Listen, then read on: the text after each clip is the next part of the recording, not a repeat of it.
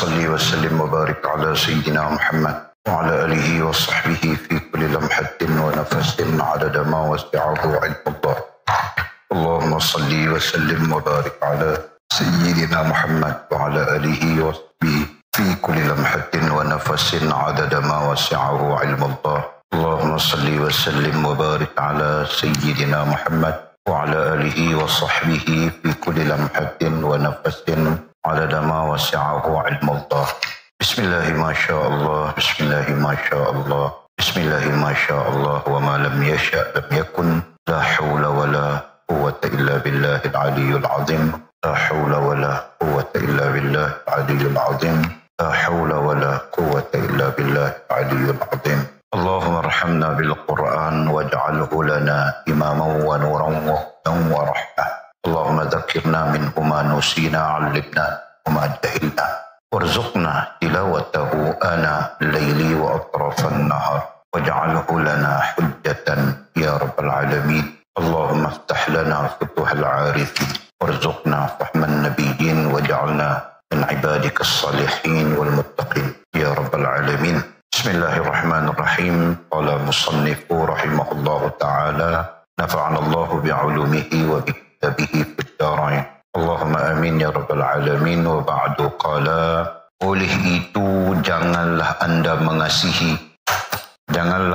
mengasihi sesuatu yang lain selain Allah subhanahu wa ta'ala Tuhanmu. Ini kerana mulianya seorang mukmin itu lantaran dia hamba Allah, dan hinanya adalah kerana dia menjadi hamba kepada yang lain. Orang-orang ahli ma'rifat tidak menyukai anda apabila datangnya sesuatu mengembirakan anda, dan apabila hilangnya sesuatu anda berasa sedih dan duka cita. Seseorang yang berasa gembira ketika datangnya dan berduka ketika hilangnya, seolah-olah dia menjadi hamba harta. Sebaliknya, orang yang tiada suka ketika datangnya sesuatu dan tidak berasa duka atas kehilangannya, itulah dia hamba Allah subhanahu wa ta'ala yang sebenar. Seorang arifin menangis. Lalu dia bertanya, mengapa anda menangis? Jawabnya, saya mempunyai guru yang mati. Tanyanya lagi, mengapa anda menjadikan guru itu orang yang mati? Jawabnya, orang yang ingin menjadikan anda mulia dengan yang lain selain Allah Ta'ala, Anda akan mendapat kerugian. Apabila anda berpegang kepada yang lain selainnya, akan membinasakan anda. Oleh itu, hendaklah anda meninggalkan terus daripada berhajat kepada makhluk, yakni manusia, yang merupakan timbangan hal orang-orang fuqara, yang menjadi terang benderang hati lelaki, seperti menimbang barang-barang yang ada di dunia ini. Ketika itulah tampak jelas yang mana satu orang-orang yang sebenar-benar mengaku ahli ma'rifat, dan yang mana satu pula orang-orang yang berdosa.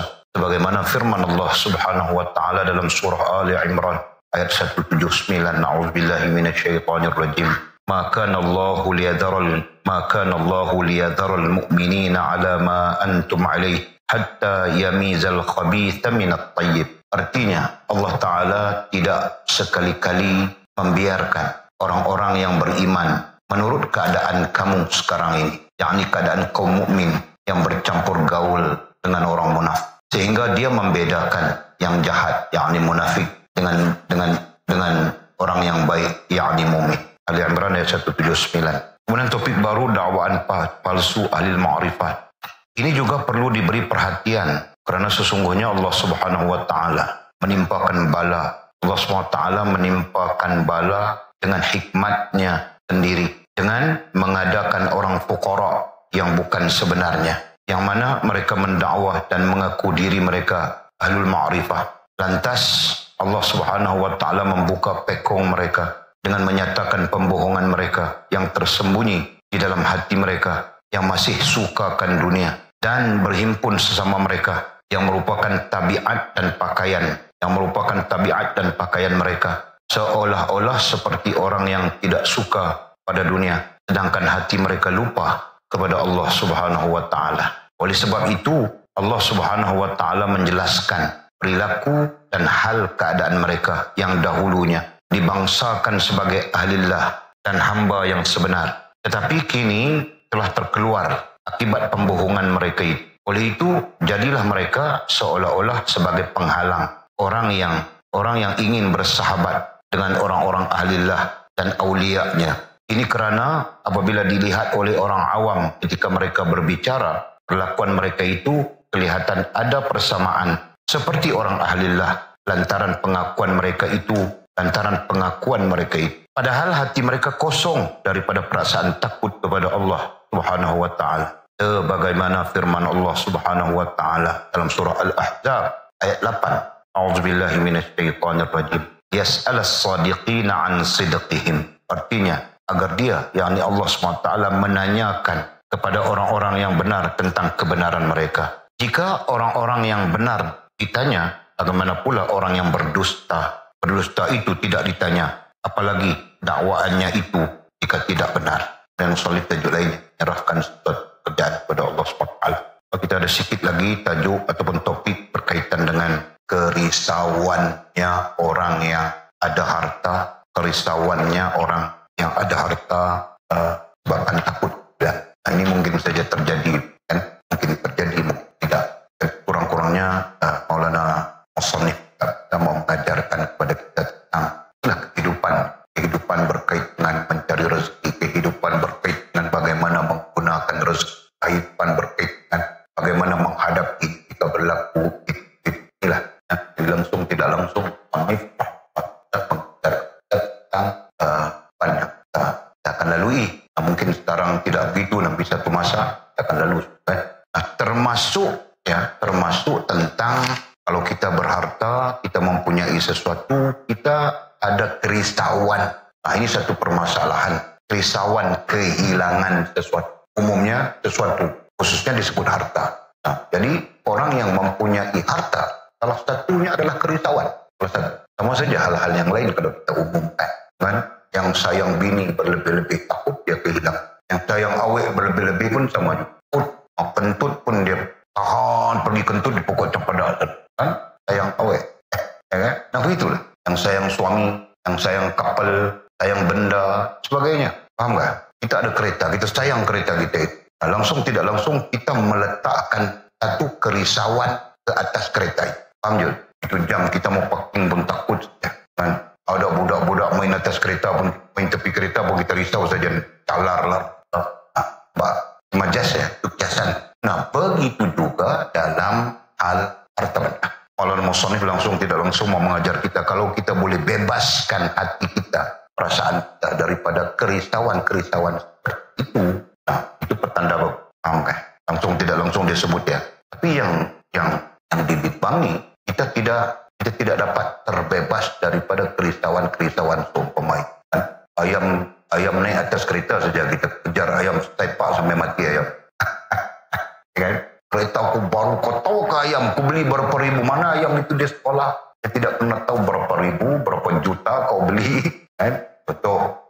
Itulah dikiaskan kepada hal-hal lain. Yang tadi walaupun alhamdulillah ada sedikit pengetahuan mengajar, betulkah? Pokok durian cantik sudah, itu durian mahal itu. Walaupun tidak tahu apa jenisnya, tapi mahal. Besar sudah. Tiba-tiba tengok tinggal batang putih saja. Mau pergi cari rumput pun hilang semangat. Dan cikgu tadi datang sembang dengan cikgu. Tapi pikir balik, susah buat apa? Kalau Allah mau menghidupkan, apa hidupkanlah. Adalah caranya. Betul kan? Kalau Allah mau matikan, mati ya. Kan ini baru lega balik buat kerja, bang pokok. Cari. Tidak tadi mau buat kerja pun malas sudah. Angin, mau sembelih semua kambing. Kambing makan, kambing kacau. Tapi Abang Syam cakap bukan kambing ini. Kan kambing macam babi saja dia bilang. Kan? Oh gitu. Aduh, itulah. Jadi kita pun ada sedikit pengetahuan, pengajaran daripada kitab yang kita muzakarahkan ini. Masya Allah, tabarakallah. Kita balik. Risau buat apa? Kan? Kita ikhtiar sepatut padan saja. Macamlah kita ikhtiar kambing, Pak Jenapiah tolong kita ikhtiar kambing, pasang alam, pasang elektrik di pagar. Itu ikhtiar kita saja tu kan. Okey. Nah begitulah. Saja Walid ulang-ulang supaya kita sinopsiskan, kita ringkaskan apa tujuan musannif, Maulana Mursyid Musannif ini bercakap melalui kitab Tanwirul Qulub. Dari sinopsis itu kita dapat paham. Dengan ini dia mengajar kita tentang life, tentang Tuhan, dan apa-apa saja yang kita akan tempuh, sama ada suka, apa keadaan. Dan daripada kehidupan itu perkara terbesarnya adalah berkaitan dengan rezeki. Sebab itu dia bercakap topik rezeki kan. Kami sampai kita sambung malam ini sikit lagi menghabiskan topik ini tentang mungkin ketika kita dapat rezeki, terhimpun, terkumpul dalam bentuk apapun, nanti risau pula kita, ya, bagai satu masalah yang mungkin nanti akan menyeret kita kepada lalai dan lupa hubungan kita dengan Allah SWT. Mungkin, ini boleh disebut mungkin, musannif pun langsung tidak langsung mengatakan kemungkinan. Nah, apabila kita terkumpul rezeki itu dalam bentuk harta, dalam bentuk benda, dalam bentuk apa, termasuklah makhluk, benda, hal dan perkara yang nanti kita akan menumpahkan perasaan bimbang, takut hilang di atas yang terkumpul itu. Paham tak? Paham Jul? Ini tiada lagi sekarang. Nanti bila kau dapat bini, kau nanti tiba-tiba saja kau tumpahkan rasa bimbang, takut kehilangan bini. Boleh paham tak? Itu contoh. Ya. Busy, pulang dia pakai itu, four-wheel drive dia mau pakai itu, Hilux. Baru beli koyak plastik luar saja, koyak dalam dia tidak koyak, biar saja. Simpan sampai 2-3 tahun. Kan? Nah, nanti itu kita katakan terkumpul ya. Ketika terkumpul, kita takut kita menumpahkan perasaan bimbang ke atas kendaraan itu. Paham kan? Rantau. Itu contoh. Masya Allah, tabarakallah, rahman. Mudah-mudahan kita memahami hal ini dan kita gabungkan saja ya ilmu tasawuf ini daripada Maulana Mursyid Qadir Jailani. Ya, menunjukkan kepada kita tentang makhluk, benda, hal dan perkara itu boleh mempengaruhi kita. Itu poin besar. Jadi secara ilmunya supaya kita berjaga-jaga, supaya kita berhati-hati, ya, jangan sampai makhluk, benda, hal dan perkara mempengaruhi kita. Nah, ini termasuk yang sedang kita minta. Jadi pada keadaan apapun kita sentiasa menghubungkan diri kita dengan Allah. Jangan kalau dibahasakan, nah itulah la haula wala quwwata illa. Kalau dibahasakan, itulah la ilaha illa anta subhanaka. Kalau dibahasakan, itulah astaghfirullah, itulah segala-galanya. Amin. Termasuk tidak mensyirikkan Allah SWT. La ilaha illallah wahdah la syarikalah yang kita belajar di dalam langsung. Ya. Oke. Nah sekarang kita teruskan. Ini rentetan daripada hadis Nabi SAW ya. Yang kita baca itu ta'isa abdud dunya, ta'isa abdud dirham. Tersungkur mukamu menjadi hamba dunia, tersungkur menjadi hamba dirham. Nah ini maksudnya siapa yang menjadi hamba dunia, nanti dia akan menjadi hamba dirham. Itu majas kepada duit, majas kepada sesuatu yang diletakkan nilai oleh manusia. Ya. Jadi ketika manusia menjadi hamba dirham, ya. Nah ketika itulah maknanya hamba dunia. Kan? Oke. Nah sampai mau pergi mengajar pun kalau orang tidak kasih duit dia tidak mau pergi. Hamba dunia adalah kan. Ingatkan saja, mana tahu Miji nanti pulang dia mengajar, dia ada minyak, kan dia tidak ada minyak. Kereta, motor, duit pun ada lagi dalam dia punya petik itu, dalam packnya RM30, RM200, tapi dia tidak mau mengajar. Kira saja dengan Allah SWT. Kan? Nah, kecuali lah tidak ada. Nah ini bukan main ya, walaupun pernah keadaan tidak ada duit tahu tak? Mau pergi minyak, kereta aku tengok, mau pergi sana minyak, pulang pergi mau tutup. Kan? Nah itu kita tidak ada Jul. Kalau kita ada, kita pergi saja. Kan?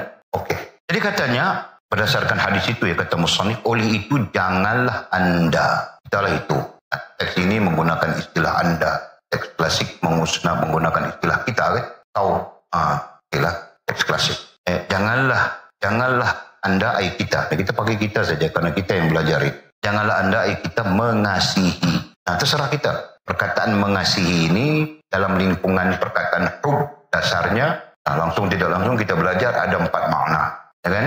Hub artinya suka, hub artinya sayang, hub artinya kasih, hub artinya cinta.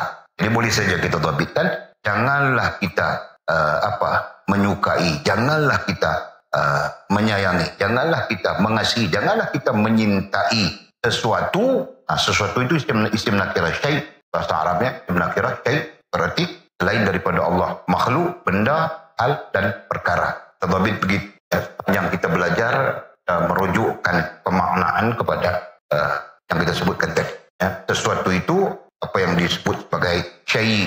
Nah, itu adalah isim nakirah dan isim ma'rifah. Nakirah artinya umum.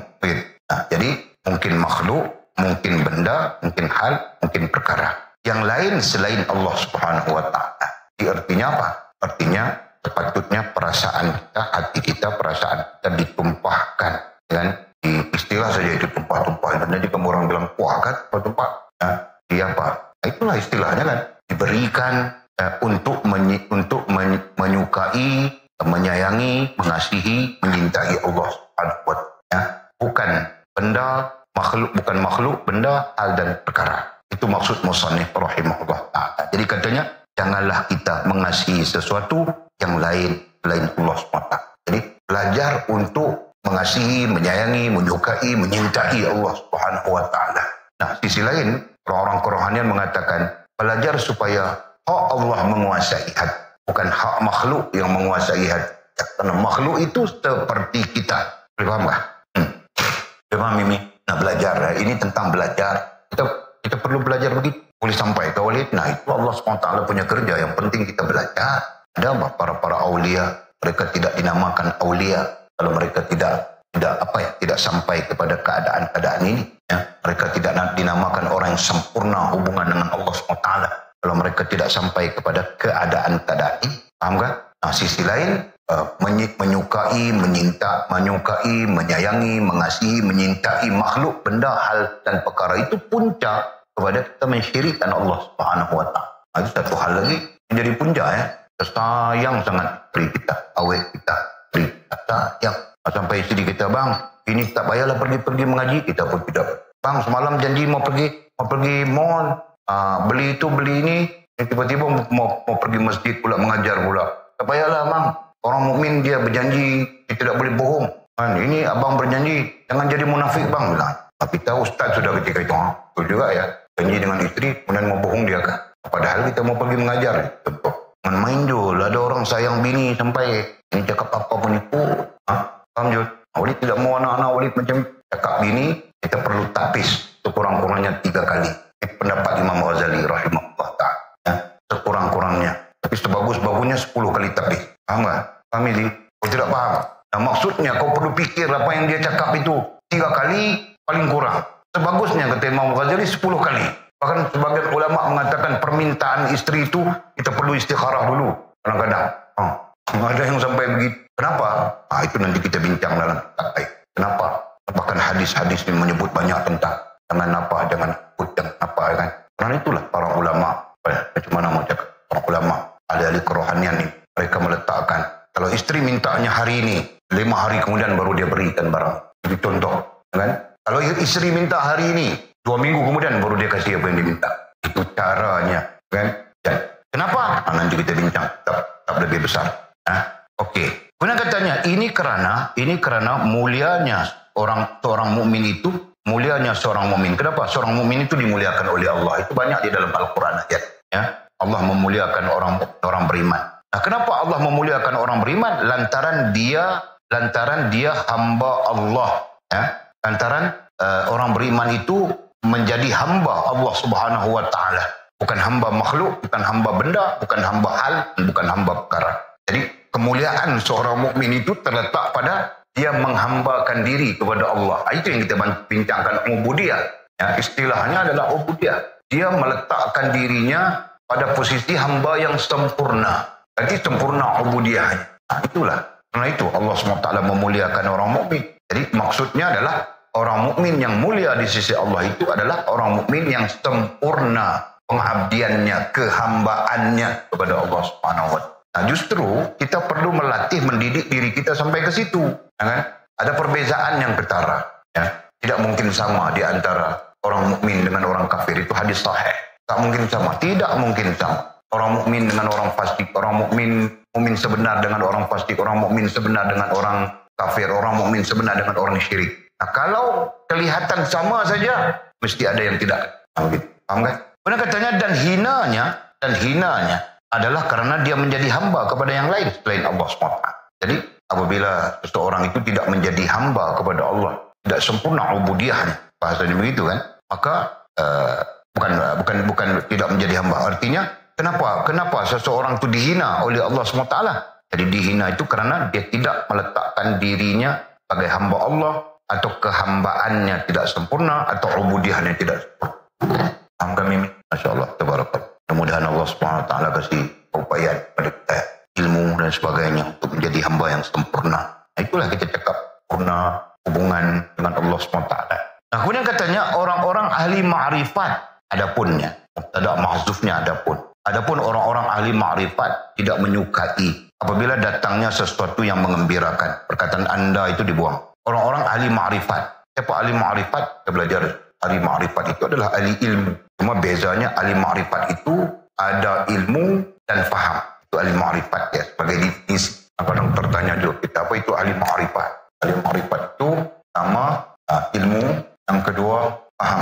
Ya. Kerana ada orang ada ilmu tapi dia sendiri tidak paham. Ya. Yang ketiga melaksanakan, berarti dia melaksanakan, berarti beramal. Dalam istilah lain disebut beramal. Nah, tiga yang terkait dengan ahli ma'rifat. Kalau dia tidak ada ilmu, tidak belajar, tidak pernah peduli, tapi sembangnya macam ahli ma'rifat syarat langsung tidak langsung ada ulama. Syarat kepada ma'rifat itu pertama ilmu, yang kedua faham, yang ketiga melaksanakan. Berarti dia sendiri mengamal. Kalau dia tidak mengamalkan, berarti dia tidak paham. Jadi dia tidak paham, berarti dia tidak ada ilmu. Jadi dakwaan sebagai ahli ma'rifat dalam bentuk apapun itu adalah pembohongan. Kadang-kadang sembang-sembangnya, cakap-cakap, kadang-kadang pakaiannya macam ahli ma'rifat, dengan ridaknya, dengan serbannya. Tapi majlis ilmu tidak mau hadir. Yang dia hadir majlis salawat, festival, sunnah lah, itulah inilah, itu dia terang kabut saja mau. Dengan susun atur ilmu pun tidak betul. Walid ada berdepan dengan pertanyaan. Walid belum jawab lagi. Jawab sudah itu hari, datang pula pertanyaan lain. Pertanyaannya sekitar apakah cenderung kepada majlis salawat itu sesuatu yang tidak baik. Tidak ada ulama yang mengatakan tidak baik. Tidak baik itu adalah diri kita. Kau cenderung kepada majlis salawat, kau cenderung kepada himpunan begitu, kau abaikan ilmu. Itu kesnya apa? Kesnya itu tidak tahu mana yang lebih afdal, tidak tahu aulawiyah, tidak tahu aulawiyah. Faham tak? Nah, langsung tidak langsung boleh ajar sudah aulawiyat. Ingat katul? Awalnya tu wajar sudah aulawiyatnya dalam amalan apa? Ingat ya? Jadi ada solat, lepas solat yang wajib, solat yang sunat, itu aula di atas aula. Lepas solat yang sunat baru yang lain-lain, puasa, zikir, tilawatul Quran. Kedudukannya kan, ini solat tidak mengaulakan solat misalnya, tapi mengaulakan zikir, mengaulakan salawat misalnya, kan? Jadi ada kaedah, ada metodenya ya, yang perlu kita faham. Sebab itulah kenapa datangnya sisi ilmu dasar ini, ilmu agama ini datang ilmu tariqah. Itu sebabnya. Jadi diajarkan kepada kita mana lebih aula, mana lebih penting, mana, kan? Supaya ketika kita melakukan amal itu kita tidak jazbah pada sesuatu yang pada dasarnya tidak aula. Paham kan? Nah, contohnya zikir yang begitu banyak, kan? Pada dasarnya bukan aula. Aulanya apa? Mesti ada yang lain yang aula. Itu kan? Paham kan? Paham ini? Nah, paham Jul? Paham Rantau? Nanti istrimu dia mau zikir saja kerjanya. Yang masak, yang mau makan, abang pergi makan kedai lah. Tunjuk saja kedai. Kenapa yang? Aku mau zikir, belum habis lagi ni.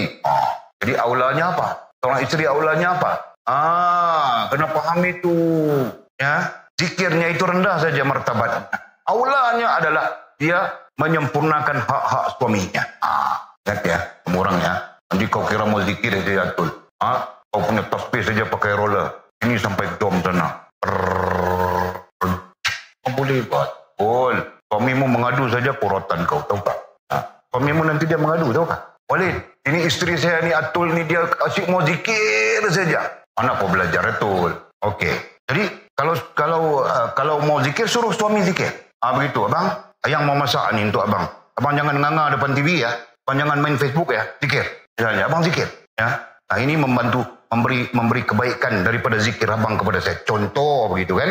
Faham tak? Ini sekarang mana boleh bah. Kau marah dia main Facebook, dia tak abang pun main Facebook. Kan? Kita marah dia marah kita balik. Kita marah dia satu, dia marah 10. Jangan jadi bini-bini ahli neraka ya.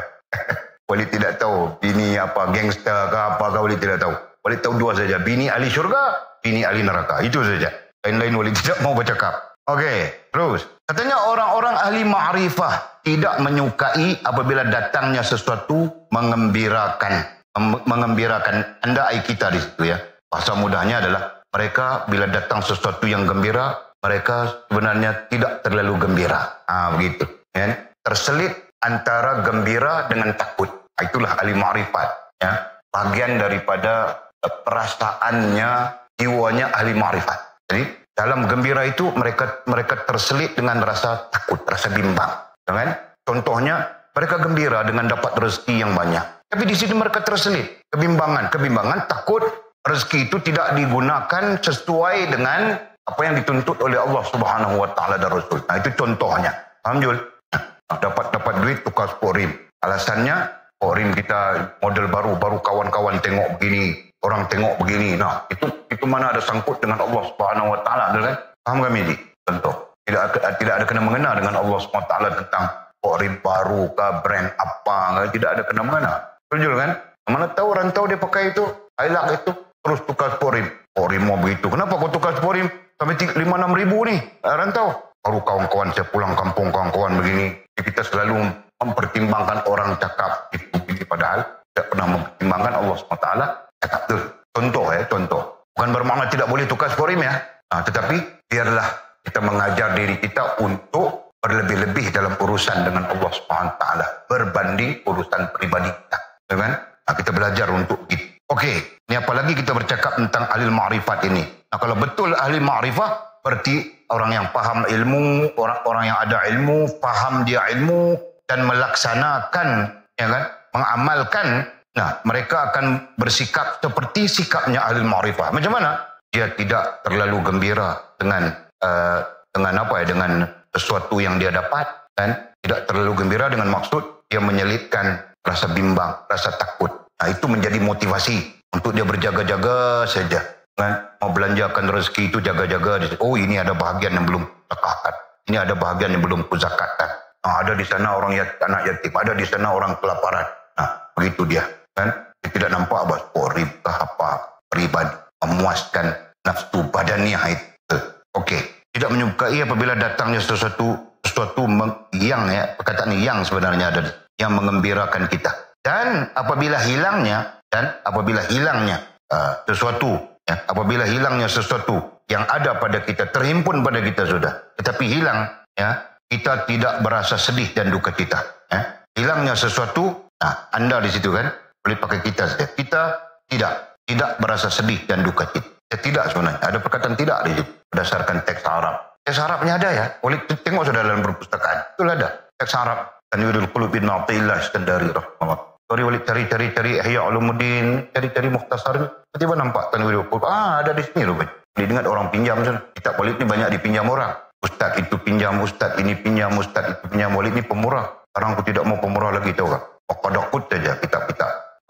Anjul, kita mau beli satu-satu bukan senang, Jul, tahu tak? Saya ingat Walid Tanwirul Qulub Ibn Athaillah itu Walid beli di Makkatul Mukarramah. Umrah pertama Walid. Cari saja.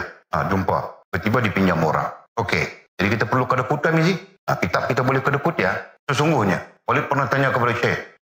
Dia mengajar tentang sifat bakhil. Walid tanya dia. Syekh mau tanya. Kalau saya bakhil kitab, boleh tak? Katanya wajib kita bakhil. Itu katanya. Walid minta dia. Majas kepada majas yang boleh dikiaskan. Kau ada isteri, kau wajib bakhil tentang isterimu terhadap orang lain. Betul kan? Kau ada anak, wajib kau bakhil anakmu terhadap orang lain. Itu kiasnya. Jadi boleh fikir betul lah. Tapi kasihan, kasihan. Orang minta kita kasihan. Itu obat. Bagaimana kasihan? Kita selalu kasihan saja. Man, tak apa itu pun termesej kanan. Lalu seorang, tak maaf, tidak buat lagi. Macam-macam. Dia tahu bah, kalau tidak jumpa dengan dia selamat. Kalau jumpa, dia tahu bah dia mau jadi selamat. Tahu tak? Boleh kasihan juga tu. Kalau tidak pergi cari, boleh kasihan kan? Okey, apa lagi? Ketika mereka mendapat ataupun terhimpun sesuatu yang mereka inginkan ataupun keperluan, mereka tidak terlalu gembira dengan maksud mereka menyelitkan kebimbangan. Ketika hilang, mereka tidak berasa sedih dan duka cita. Mau terjun jambatan ke, mau terjun atas lori ke, terjun atas tilam tidak kira ya. Ada orang yang sampai berduka cita saja, sedih berduka cita saja, mau bunuh diri lah, mau jadi gila lah, mau jadi sasau lah, tidak mau hidup lah.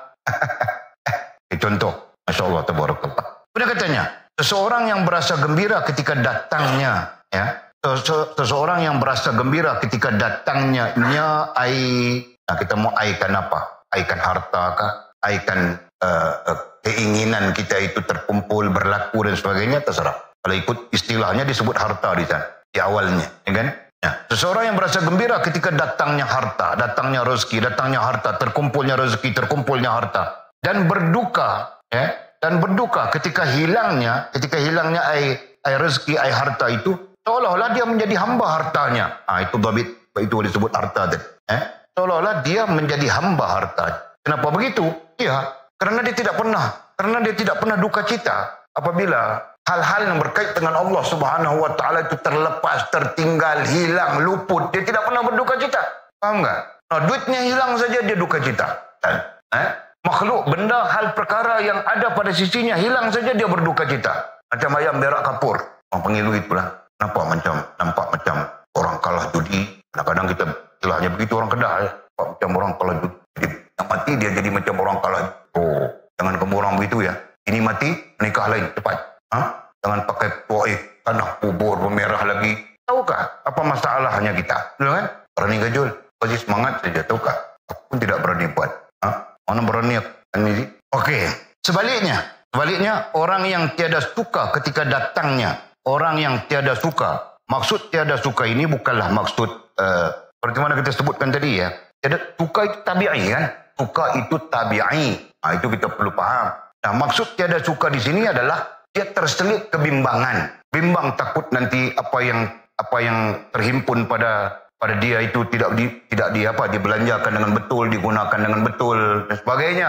Itu. Jadi maksud tiada suka ketika datangnya sesuatu, ini berkait dengan harta, benda, sebagainya. Tidak berasa duka atas kehilangannya, begitu juga tidak berasa duka atas kehilangan sesuatu. Nah, itulah dia hamba Allah Ta'ala yang sebenarnya. Jadi itulah dalam konteks pemahaman rohanian, itulah hamba Allah SWT yang sebenarnya. Jadi terhimpun pun dia tidak terlalu suka, bahkan terselip, terasa bimbang saja. Terlepas pun dia tidak berduka, sampai merosakkan hubungannya dengan Allah Subhanahu Wa Ta'ala. Itulah hamba Allah SWT. Dengan maksudnya apa? Dengan maksud makhluk, benda, hal dan perkara itu tidak dapat mempengaruhi perasaannya ataupun hati. Jelas ya? Nah, sudah barang tentu bahwa yang mempengaruhi perasaannya itu adalah Allah Subhanahu wa Ta'ala. Galangkan pada makhluk hal perkara. Jadi soal ini boleh jadi atau tidak boleh jadi, tapi kita perlu mendidik rohaniah kita sehingga sampai kepada tujuan sempurna hubungan dengan Allah SWT. Dan prosesnya ini antara yang mungkin berlaku. Paham betul? Nah, sekarang kau memang tidak ada duit. Walid pun tidak ada duit. Akaun aku tinggal RM90. Betul? Walid saja tanya kakak. Akaun saya ada berapa ringgit pakai cik? RM60 saja. Kasihan aku. Belah bini 3 orang lagi. Ini belah 4 orang tahu kak? 4 orang. Walaupun Walid tinggal satu. Tapi Walid tetap pernah belah juga kan? Karena dia membelah anak Walid. Dia menjaga anak Walid. Okey. Allah, Masya Allah, Tabarakallah. Mudah-mudahan Allah kasih kita keupayaan ilmu, khususnya ilmu, keupayaan, pahaman untuk melalui proses-proses ini. Dan kita melihat secara rohaniah. Jangan mati rohaniah. Jasmaniah kita hidup, rohaniah kita mati. Itulah yang menyebabkan kita nampak, kita mau seronok macam orang seronok. Kita mau suka macam orang suka. Padahal keseronokan, kesukaan itu tidak lebih daripada dunianya orang-orang jauh daripada Allah Subhanahu. Okey. Kemudian kata musannif, seorang arifin menangis. Nah, ini cerita ya, ini hikayat. Barangkali musannif mencerita tentang ada seorang arifin menangis saja dia. Lalu dia bertanya. Nah, orang lain bertanya kepada arifin yang menangis itu. Istilahnya disebut arifin ya. Nah, kita masih ingat arifin itu maknanya apa ya? Arifin ya. Okey. Lalu dia bertanya. Nah, ada orang lain bertanya kepada arifin, "Mengapa Anda menangis?" Ya. Jawabnya, "Saya mempunyai guru yang mati." Ya. Dia menangis karena dia mempunyai guru yang mati. Apa itu guru yang mati? Terus lagi. Tanya orang lain kepada dia. "Mengapa Anda menjadikan guru itu orang yang mati? Kenapa Anda menjadikan guru Anda? Kenapa kamu menjadikan gurumu orang yang mati?" Nah, itu pertanyaan. Ini pertanyaan kerohanian ya. Berhati-hati. Salah paham saja, orang mati buat guru. Ini tersesat dah. Bagaimana mau buat guru orang mati? Ini pertanyaan ini. Sebab itu Walid khitabkan dulu. Ini persoalan kerohanian. Perhatikan. Jawab arifin ini yang menangis ini, katanya orang yang ingin menjadikan Anda. Nah, kita pakai perkataan kita. Orang yang ingin menjadikan kita mulia dengan yang lain selain Allah Subhanahu wa taala, kita akan mendapat kerugian. Orang yang ingin menjadikan kita mulia dengan yang lain ai makhluk. Dengan yang lain ai makhluk, benda, hal dan perkara. Itu selain Allah Subhanahu wa taala. Maksudnya jelas itu. Nah, kalau orang itu guru, kalau orang itu sebagai guru mengajar kita untuk menjadikan kita mulia dengan selain Allah, berarti dengan makhluk, benda, hal dan perkara. Katanya kita akan mendapat kerugian. Berarti kita rugilah. Apabila kita berpegang kepada yang lain selainnya, kalau kita berpegang kepada yang lain selain daripadanya Allah Subhanahu wa taala ya. Kalau kita berpegang, nah itu istilahnya berpegang. Sedangkan istilah berpegang itu adalah istilah akidah, istilah tauhid kan? Berpegang akidah. Apabila Anda berpegang kepada yang lain selainnya, selain Allah Subhanahu wa taala, akan membinasakan Anda. Nah itu jawabannya arifin Jadi nilai kerohaniannya di mana? Nah, sebab itu dia mengatakan dia mempunyai seorang guru yang mati. Nah, ini berarti mati itu menjadi gurunya. Paham nggak? Mati, kematian yang terkait dengan kematian, nah itu menjadi guru. Oke, satu. Kemudian orang bertanya kepada beliau, mengapa Anda menjadikan guru itu orang yang mati? Maksudnya kenapa Anda menjadikan kematian itu sebagai guru? Itu istilah asalnya. Jadi dia menjawab, katanya orang yang ingin menjadikan kita mulia dengan yang lain selain daripada Allah. Kalaupun guru itu manusia hidup, dia mau menjadikan kita mulia dengan tidak merujuk kepada Allah Subhanahu wa taala, nah itu sebenarnya kita rugi. Dan menjadikan kita berpegang kepada selain daripada Allah SWT, nah itu membinasakan kita. Nah, itu maksudnya. Paham nggak?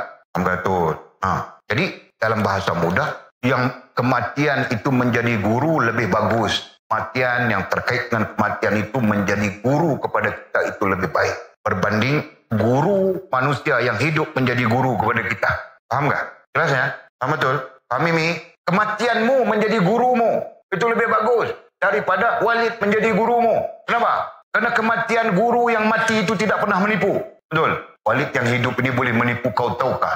Paham nggak? Itu paham. Nah, paham kali nah? Mem? Paham nggak, Mem? Paham nggak? Begitu. Allah ya Allah. Betul lah. Sebab itu Nabi sallallahu alaihi wasallam pada hadis-hadis sahih ingat memutuskan nafsu, ya, memutuskan nafsu daripada dunia. Ya. Kalau kita berpikir lepas mati, berarti seputar mati sakit. Seputar kematian. Jika sakit, kau harta banyak, kau duit banyak, begitu begini, kau mau makan pun tidak boleh. Itu contoh. Oke. Sampai kepada mati. Nah, ketika matimu yang membaluti tubuh kita hanya kain kapan. Nah, berapalah harga kain kapan? Baru ini Walid tanya dengan pemborong kain kapan itu. Sekarang agak mahal sedikit lah. Sebab dia stek. Ya. Kalau dulu Walid pernah beli kain kapan 100 lebih saja dengan steknya. Sekarang steknya 400. Tanya dia orang. Mungkin dia orang buat projek untuk adalah pendanaan ya. Mereka mencari dana. Jadi dia buat stek kain kapan. 420 kah kalau tak salah. Walid tanya, saya mau beli satu berapa? 400. Orang atur stek. Tak adalah semua dalam itu segala apa. Orang mati tidak perlu itu. Orang hidup saja yang perlu itu. Kan? Orang mati, kain kapan pun dia tidak perlu kan? Kau perlu kain kapan kami di mati? Nah, pada hakikatnya orang mati tidak perlu apapun. Dia tidak tahu mau cakap apa. Kau buang dia begitu pun dia tidak tahu kan? Dia dalam konteks jasmania. Nah, kita payah-payah sebelah buaya nanti di belakang sebelah buaya. Payah-payah kita buang ke buaya. Nah, dia tidak cakap apa. Orang hidup yang memerlukan kain kapan untuk mengafani, mensolatinya dan sebagainya. Nah, itu tanggung jawab orang hidup dan berkaitan dengan dia yang mati. Betul. Nah, itu tentang itu. Nah, selepas itu pula nanti di alam barzah bagaimana? Kemudian kebangkitan semula bagaimana? Berdepan dengan Allah SWT bagaimana? Nah, itu semua terkait dengan kematian yang boleh menjadi guru kepada kita. Seperti mana sabda Nabi SAW, kalau kita selalu pikir tentang kematian, merenung kematian, nah, mendidik kita untuk bebas daripada beleng nafsu kita. Yang cenderung saja kepada dunia dan ke dunia. Mizi, kira mau syok saja itu nafsu kita, Mizi. Ya kira mau syok makan, mau syok minum, mau syok pakai, mau syok. Semuanya kira mau syok saja. Itulah nafsu. Tidak memberi ruang-ruang untuk kita merasakan kekurangan, kelemahan, kehinaan, sebagainya. Ya Allah Subhanahu wa ta'ala. Ya. Jadi contohnya macam mana? Kalau Walid tanya saja, pelajari. Contohnya dia sentiasa kasih tahu kita handsome. Kau handsome, kau lah yang paling sekali. Contoh, jahatnya nafsu. Padahal handsome apa, jerawat penuh. Contoh kan? Contoh. Begitu juga lah. Kalau perempuan pun, kau cantik. Kenapa kau mau tutup? Bukalah ke orang tinggi. Banyaklah yang akan suka kepada kau. Nah, bentuknya, ya, bentuk ajakannya, bentuk seruan. Begitulah dalam halal. Jika kita mempunyai ataupun terkumpul yang kita cari rezeki itu tadi terkumpul pada kita, nah dia mula meniupkan menyerukan supaya kita memuaskan nafsu badan. Walid lalui itu, maka Walid boleh cerita mengambil teladan daripada apa yang Walid telah lalu. Uang duit, uang kalau Walid bagi ke sedekah kemana-mana pun, ketika itu tidak tahu kan kita mendambakan pahala, tapi sekurang-kurangnya terbina hubungan kita dengan Allah Subhanahu wa Ta'ala. Entah beli entah rapuh saja. Okey. Beli bot pun tidak turun lagi. Tapi mau kemarau sudah. InsyaAllah. Marau 4 bulan, 3 bulan, setiap minggu kita turun. Cari lauk untuk pondok. Buya yang cakap niat macam. Kalau kita niat cari lauk pondok, nah berarti kita, insyaAllah kita tidak lawak. Oleh ikut dia lah imam nanti. Okey. Oleh itu katanya, oleh itu hendaklah kita meninggalkan. Oleh itu hendaklah kita meninggalkan terus. Ini saranannya, saranan musannif. Hendaklah kita meninggalkan terus daripada berhajat kepada makhluk, daripada berhajat, bergantung harap. Takut perkataan berhajat itu kita khilaf. Jadi, bergantung harap. Itu translation, terjemahan, tafsiran daripada tawakal. Nah, kita pakai. Meninggalkan terus, ini saranan saja ya, bukan hukum ya. Dia katanya, hendaklah kita meninggalkan terus daripada berhajat, bergantung harap kepada makhluk. Dia yaknikan manusia. Nah, kalau kita bukan takat manusia, makhluk, benda, hal dan perkara. Nah, itu tarbiyah rohaniyah gitu. Nah, kadang-kadang makhluk yang namanya manusia itu tidak terkesan langsung kepada kita. Datanglah cantik macam mana pun tidak terkesan. Tapi datang benda kita kalah. Kan? Nah, kadang-kadang kita tidak terkesan dengan benda, tapi datang manusia kita kalah.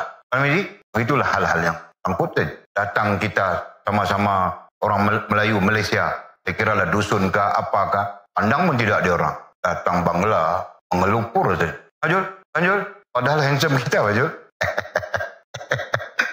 Boleh cerita saja ya. Tidak ada kena-mengena dengan yang hidup maupun telah mati. Kau jangan ambil hati. Kau pulang saja, kau pun mula masuk dalam Facebook. Walid mengarut ini, mengarut itu, kata kami begini, kata. Okey. Mana katanya? Pulang ya.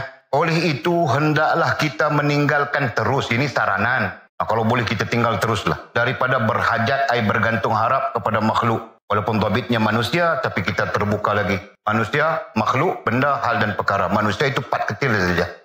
Kadang-kadang ada orang bergantung hajat pada jin. Ini pun satu hal ya. Bergantung hajat pada jin. Kenapa? Karena suaminya nakal sikit. Jadi dia pun bergantung hajat pada jin. Caranya macam mana? Dia pun datang kepada dukun. Dukun hitam ni. Suami saya begini-begini. Saya mau suami dia begini.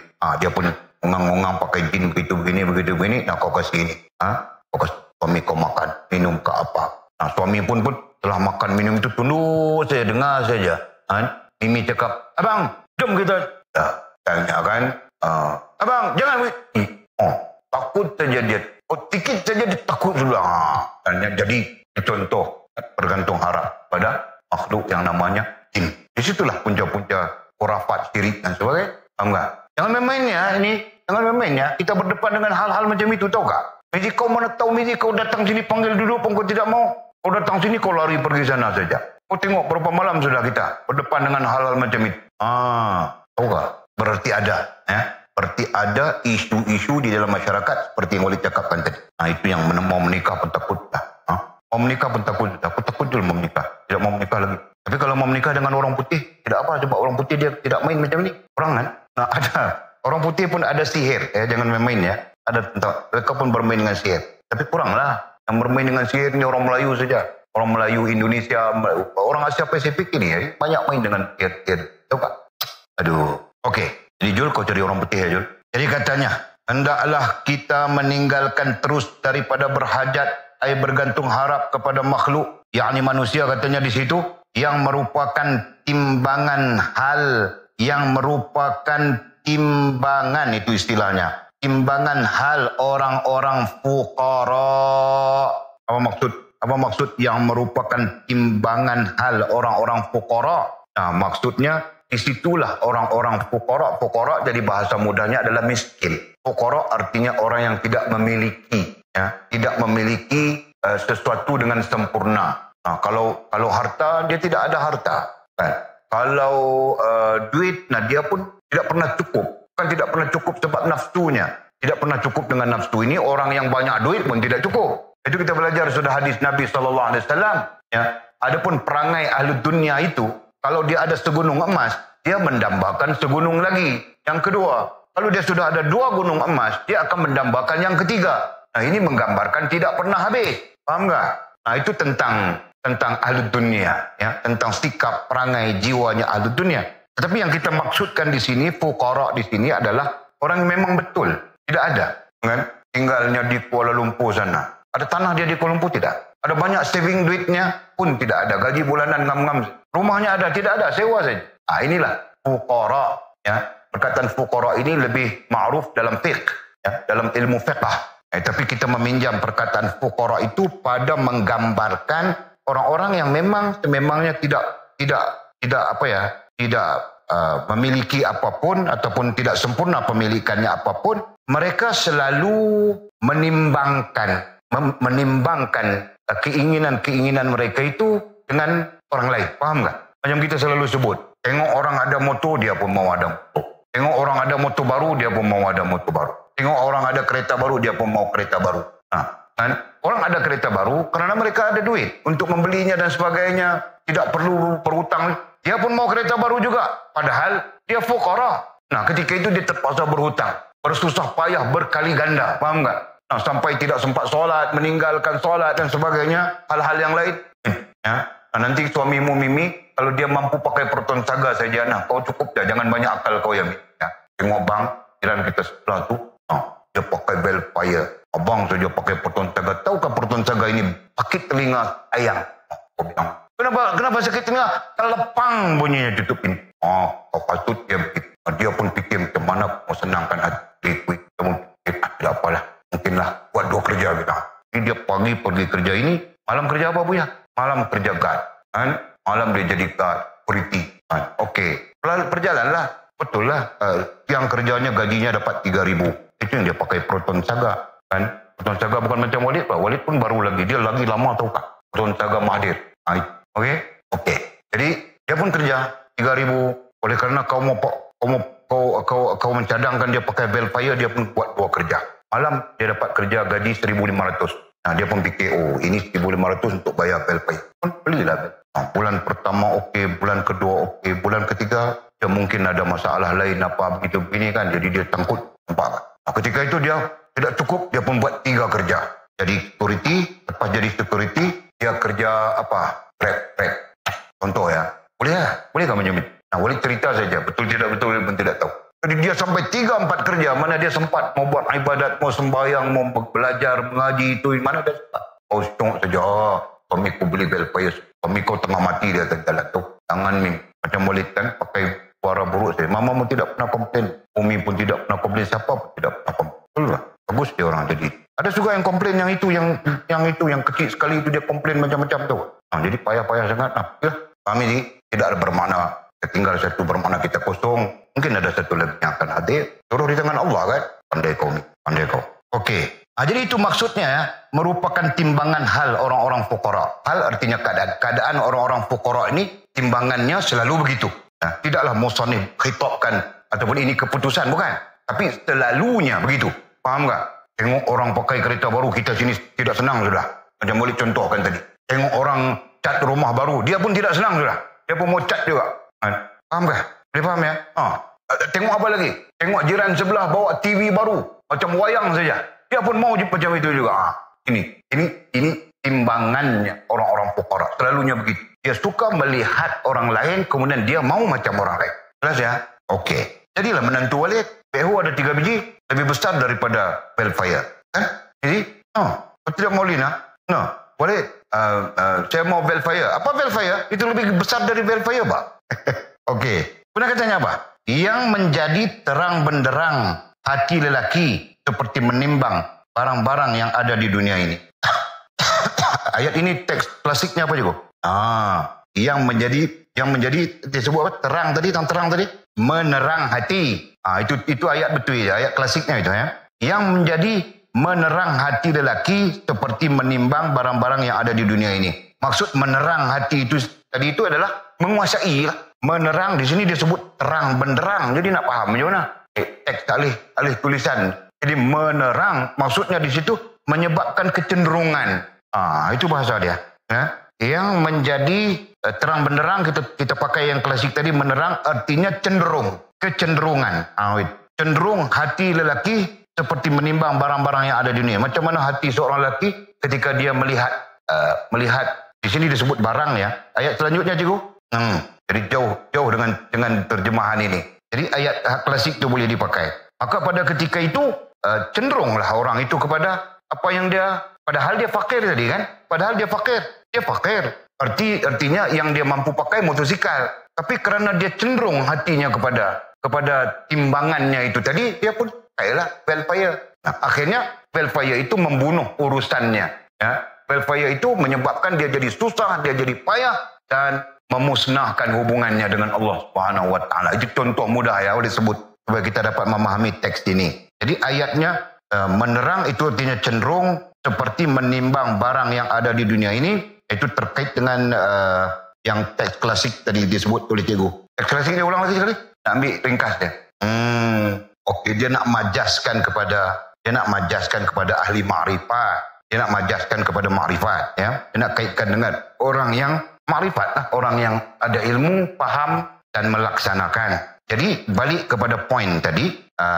Ketika timbangannya itu, ketika dia menimbang, kalau dia ada ilmu, kalau dia faham, kalau dia melaksanakan, berarti dia selamat. Tapi masalahnya sekarang dia tidak ada ilmu. Bagaimana dia boleh faham? Jadi disitulah pertimbangannya menjadi kacau bilau. Faham tak? Nah begitu. Macam kita cakap dalam bahasa Melayu ya, mau pakai baju ukur badan sendiri. Apa maksud? Walid mau pakai baju ukur badan kaum Mimi. Nah nanti perut Walid tampak macam sarung nangka saja. Faham tak? Nah, jadi kalau Walid mau pakai baju, Walid perlu ukur badan Walid sendiri. Kau mau pakai baju, kau tidak boleh ukur badan Walid. Kau nak pakai kau punya badan, faham tak? Nah, begitu. Nanti kalau kau pakai badan Walid, ukur kau punya baju. Nanti kau macam duduk dalam guni buruk saja. Begitu. Okey, itulah maksudnya. Jadi, kadang-kadang pertimbangan fuqara ini, berarti orang-orang ini, pertimbangannya itu kadang betul, kadang salah. Kalau betul, berarti mereka ma'rifah terhadap hal itu. Kalau salah, berarti mereka sebenarnya tidak ma'rifah terhadap hal itu. Itu penjelasannya. Okey. Mana katanya? Ketika itu tampak jelas yang mana satu orang sebenar mengaku ahli ma'rifah. Nah, ketika itu katanya tampak jelas. Tampak jelas berarti nampak kita yang mana satu orang yang sebenar mengaku ahli ma'rifah dan yang mana satu pula orang yang berdosa. Berarti pembohong di situ. Jadi maksudnya terkait dengan isu yang kita sebutkan tadi. Nah, kalau ahli ma'rifah timbangannya berdasarkan kepada ilmu, faham dan melaksanakan. Manakala orang yang tidak ma'rifah, pertimbangannya mestilah luar daripada ilmu, luar daripada faham dan luar daripada amalan. Sebenarnya begitu. Okey, katanya ketika itu nampak jelas yang mana satu orang yang sebenar mengaku ahli ma'rifah dan yang mana satu pula orang yang berdosa. Walaupun majasnya ni itu dirujukkan kepada beza antara ahli ma'rifah dengan ghair ma'rifah. Nah itu tentang apa ya? Tentang kadang-kadang orangnya bukan ahli ma'rifah tapi cakapnya macam ma'rifah saja. Macam tahu-tahu saja. Yang pandai saja. Berbekalkan kopiah, berbekalkan serban, berbekalkan ridah. Tembangnya macam para ahli ma'rifah. Kita jangan begitu. Kita sekadar yang kita tahu. Kalau Walid ditanya, apakah Walid seorang ahli ma'rifah? Nah Walid pun tidak benar-benar tidak. Masih belajar untuk mema'rifahkan diri. Gitu, ya. Nah, jadi beza di antara orang yang mengaku sebagai ahli ma'rifah ataupun ma'rifah itu sendiri dan orang yang berdosa. Nah, berdosa itu sebagai majas kepada tidak ma'rifah. Sebagaimana firman Allah Subhanahu wa taala. Nah, tentang ini Allah Subhanahu wa taala berfirman di dalam Al-Qur'an. A'udzubillahi minasyaitonirrajim. Ma kana Allahu liyadharal mu'minina 'ala ma antum 'alaihi hatta yamizal khabitha minat thayyib. Artinya Allah Subhanahu wa taala tidak sekali-kali membiarkan orang-orang yang beriman, membiarkan orang-orang yang beriman menurut keadaan kamu sekarang ini, yakni keadaan kaum mukmin yang bercampur gaul dengan orang-orang munafik. Penjelasannya, Allah SWT tidak membiarkan, tidak sekali-kali membiarkan orang beriman, ya, orang beriman menurut keadaan kamu sekarang ini. Nah, maksudnya kalau sekarang orang mukmin bercampur aduk saja dengan munafiknya, dengan musyriknya, dengan fasiknya, dengan macam-macam. Nah, Allah SWT, jika orang itu benar-benar mukmin, Allah tidak akan membiarkan mereka tercampur seperti itu. Bahasanya, kalau kita benar beriman, betul, Allah tidak akan membiarkan kita tercampur. Nah, sekarang ni kalau kita bincang secara ilmu, orang mukmin pun tidak tahu betulkah mukmin. Nah, itu masalah. Paham tak? Nah, bukan di mana-mana pun kan. Kalau di Sabah itu mukminkah? Bertatu-tatu saja. Paham sih? Nah, mukminkah? Solat pun tidak. Mukminkah? Kita pun kelang kabut. Padahal semua itu terkait langsung. Mau menikah, dia mau jadi wali, mau menikah dengan anaknya Mizi, mau menikah dengan anaknya si siapa-siapa. Nah, bapaknya itu sembahyang tidak tatu-tatu saja. Mau wali nikah anaknya. Macam mana? Kan? Contoh. Allah, kacau bilau sebenarnya. Nah, itulah yang dimaksudkan dengan keadaan kaum muslimin yang bercampur gaul dengan orang-orang munafik ini sekarang. Mungkin saja sekarang. Walaupun musannif ini musannif membabitkan begini kah? Adakah di situ? Ada babitnya? Nah, okey. Berarti pengalih bahasa ini membabitkan. Jadi betul lah keadaan kaum muslimin yang bercampur gaul, bercampur aduk dengan orang munafik, orang kafir begitu begini. Sampai macam saja. Tadi Walid dengar satu video Cina, seorang hamba Allah mu'alaf Cina. Daripada Cina masuk Islam, dia mu'alaf. Dia bercakap tentang makanan, isu makanan yang sekarang kan masakan Chinese, kan, mie Hokkien, mie itu, mie ini. Nah, dia menceritakan bahawa semua mie itu tidak halal sebenarnya. Sekalipun ada sijil halal. Sebab tidak dinamakan mie Hokkien kalau tidak dimasukkan ini. Tidak dinamakan mie kuntau, mie santau, tidak tahu bernama kan. Kalau tidak dimasukkan ini. Dan semua itu daripada babi. Nah, dia mengakui itu, dia menceritakan satu persatu. Boleh tengok orang Melayu, kalau 80-an orang Melayu makan mie hailam di kedai Cina itu biasa saja, mie hailam. Nah, sekarang di Semenanjung ini agak kurang. Walaupun kurang, tapi ada juga. Ya, keluar dalam Facebook, di Ipoh, di mana, makan mie di kedai Cina. Kan? Pintu sana. Di belakang. Makan mie di kedai Cina, Masya Allah, Tabarakallah, Tabarakarrahman. Di Penang ada, ratur-ratur saja. Yang beratur-ratur itu perempuan yang banyak, pakai tudung semuanya. Insya Allah, makan mie Hokkien. Tapi kalau sebelah Sabah boleh tengok, boleh pernah tengok. Ini bukan aku mau mengutuk kamu orang ya. Boleh bawa mamamu pergi ke Papar. Kan mau kita pergi Papar kan? Kita pernah pergi Papar, pasar Papar, pekan Papar. Lepas beli ikan, pusing-pusing, tengok saja. Berhenti kereta di situ, mamamu pergi beli apa pun tidak tahu. Perempuan punya hal, tengok saja. Ratur-ratur saja di kedai Cina itu. Setiap Cina itu goreng mie lagi. Tengok dia pakai seluar pendek saja. Tulis pun tulis Cina. Tidak ada tanda halal apapun. Orang tua masuk makan pocong goreng di Papar itu. Mie goreng ke apa pun tidak tahu. Kan? Kemudian labai-labai pun ramai. Labai-labai minum kopi. Bukan soal Cinanya, bukan soal apanya. Soal beragamanya. Allah, Masya Allah. Jadi itulah. Ya, maksud bercampur. Tadi boleh diterima pakai ya. Bercampur gaul, campur saja. Macam-macam jadi. Jadi Allah SWT tidak membiarkan hambanya yang benar, mukmin, benar-benar beriman itu untuk bercampur dalam keadaan begitu sama sekali. Itu maksud. Sehingga, nah macam mana Allah buat? Sehingga dia Allah SWT membezakan yang jahat, yakni munafik, dengan orang-orang yang baik, yakni mukmin. Allah akan membezakan supaya orang mukmin itu tidak terpengaruh dengan si munafik, supaya orang mukmin itu tidak terpengaruh dengan si syirik, supaya orang mukmin tidak terpengaruh dengan si kafir. Nah, ini semua terkait apa?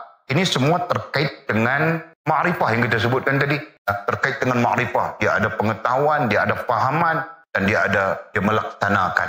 Terkait dengan hal ini. Ya? Masya Allah, tabarukallah. Jadi benarkah? Ya benar. Walid pernah melalui dengan guru Walid cerita sudah pada keputusan. Walid bukan ahlinya ma'rifah. Menumpang saja sobah dengan tuanku. Allah lupa namanya. Lalu lupa. Kerikit. Sudah almarhum. Numpang sobah. Jadi driver dia. Mau hantar dia pulang ke Krit ketika itu ya. Nah, ma'rifahnya dia nampak saja mie yang kita minta mau makan tadi itu tidak bersih. Nah, berhenti. Padahal mie sampai di meja. Nah, ambil duit bayar. Dia pun ada duit, tidak ada duit mau bayar. Ya, ambil duit bayar. Boleh pun bayar, tidak makan mie. Boleh tanya dalam kereta. Perut lapar sudah. Nampak tidak bersih. Ada najis, ada kotoran, tidak sesuai. Paham tak? Nah, berarti Allah menampakkan kepadanya supaya tidak terjebak dengan hal-hal. Nah, itulah kelebihannya orang mukmin, ahli ma'rifah. kan? Orang mukmin yang sempurna hubungan dengan Allah SWT, dan selain adalah ahli ma'rifah.